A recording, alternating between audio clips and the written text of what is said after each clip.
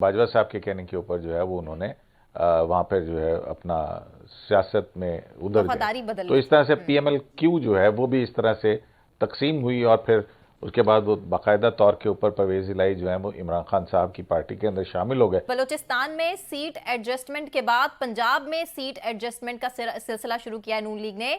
क्या नून लीग इस तरह 2/3 के सहारे आपको लगता है कि इक्तदार में आना चाहती है?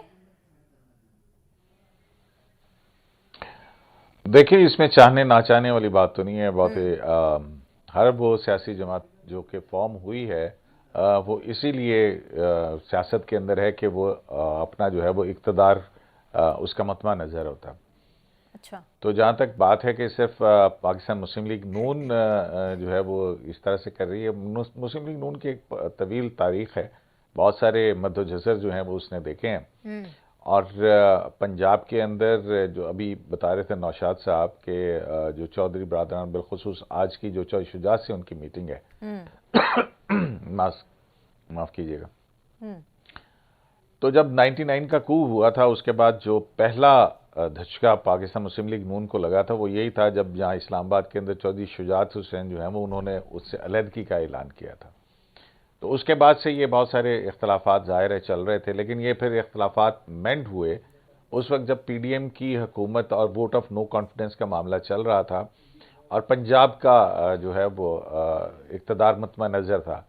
वहाँ पर चौधरी परवेज़ इलाही जो हैं, चौधरी शुजात हुसैन तो उनके साथ थे, लेकिन चौधरी परवेज़ इलाही वादा करके और वो मिठाई खा के फातिहा क्या कहते हैं उसको दुआ वगैरह करने के बाद जो है वो उन्होंने अपना किबला जो है वो फेर लिया। फिर उसके बाद मोनस इलाही की इंटरव्यू के ज़रिए से हमें पता लगा कि वो उन्होंने किबला क्यों रुख अपना तब्दील किया था और उसकी वजह जनरल बाजवा थे कि जी वो बाजवा साहब के कहने के ऊपर जो है वो उन्होंने वहाँ पर जो है अपना सियासत में उधर गए। तो इस तरह से PMLQ जो है वो भी इस तरह से तकसीम हुई और फिर उसके बाद वो बाकायदा तौर के ऊपर परवेज़ इलाही जो है वो इमरान खान साहब की पार्टी के अंदर शामिल हो गए और सदर बन गए। तो ये सारी चीज़ें तारीख के सामने हैं और सियासी जमातें जो हैं वो मेरा ख्याल है कि जो पाकिस्तान की इस वक्त के मुआशी हालात हैं उनको मद्देनज़र रखते हुए तमाम पॉलिटिकल पार्टीज़ को मिलके ही चलना होगा। और ये इलेक्शन से पहले की एक स्ट्रेटजी है, लेकिन इन तमाम स्ट्रेटजीज़ उसी वक्त होंगी क्योंकि अभी भी मियां नवाज शरीफ के हवाले से जो है वो एक बहुत बड़ा इम्पेडिमेंट जो है वो खड़ा हुआ है और वो है उनकी अल अजीज़िया के अंदर जो कन्विक्शन हुई हुई है, सेंटेंस सस्पेंडेड है, लेकिन उसका केस जो है वो एक बहुत बड़ी रुकावट है उनकी इंतखाबी सियासत के हवाले से। तो नहीं वो उससे नहीं, वो देखे ना कोई भी अगर कोई भी कन्विक्शन है तो वो अपनी उसमें उस वक्त तक आप एलिजिबल नहीं हो सकते ना कागजात नामजदगी केस भी उन्होंने अल्लाह पर छोड़ा है, इसका भी फैसला उनके हक में आएगा।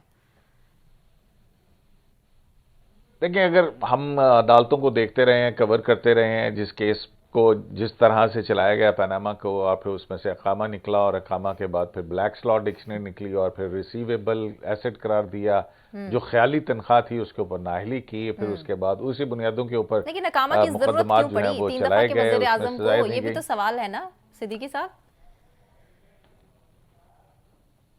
नहीं वो ये देखें अकामा की जरूरत क्यों पड़ी, जब वो यहाँ मुल्क के अंदर नहीं थे तो उस वक्त थे और अकामा जो है वो कोई गैर शरई सूरत हाल तो नहीं है। वो अच्छा। तो बाकायदा तौर पे उन्हीं के डॉक्यूमेंट के अंदर लगा हुआ था ना जो